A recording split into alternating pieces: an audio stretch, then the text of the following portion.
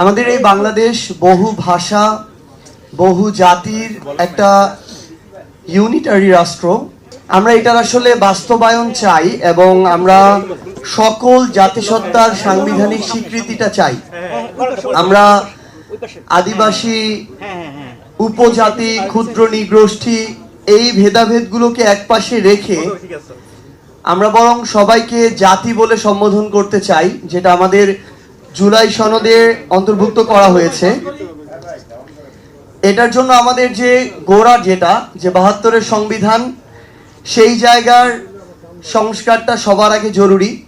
যেখানে ৬-এর ২-এ বলা রয়েছে যে আমরা এখনো বলা রয়েছে আমরা জাতি হিসেবে বাঙালি এবং নাগরিক হিসেবে বাংলাদেশি।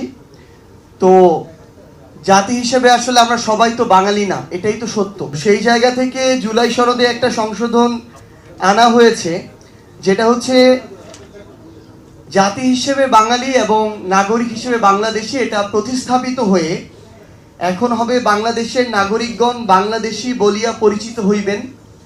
আমরা চাই এই যে গণভোটের রায়ের মধ্য দিয়ে দ্রুত এই সংবিধানের সংস্কারগুলো বাস্তবায়ন হোক এবং আমরা এই যে বিভক্তি, এই বিভক্তিটা আর চাই না। বাঙালি অবাঙালির এই বিভক্তি চাই না।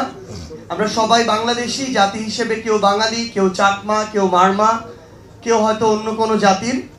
এবং আমরা শুধু আপনাদের উদ্দেশ্যে এইটুকু বলতে চাই যে ৭২-এর সংবিধানে এই যে একটা জাতিবাদী বর্ণবাদী যে একটা টান রয়েছে, যেটার সংস্কার জুলাই সনদের মধ্যে রয়েছে, এই ধরনের আমাদের কিছু একদম গোড়া থেকে আমাদের সৃষ্টি লগ্ন থেকে যে সমস্যাগুলো রয়েছে সেগুলোর সমাধানটা অতি জরুরি।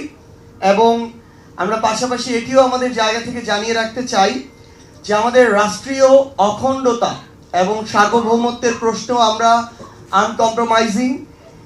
এই জায়গায় আমাদের এই যে সাংবিধানিক যে কাঠামো এবং আমাদের যে রাষ্ট্রীয় কাঠামো, এই জায়গাটাতে আমাদের যেমন এই সমস্যাগুলো আমাদের আছে, আবার একই সাথে সমাধানও আছে।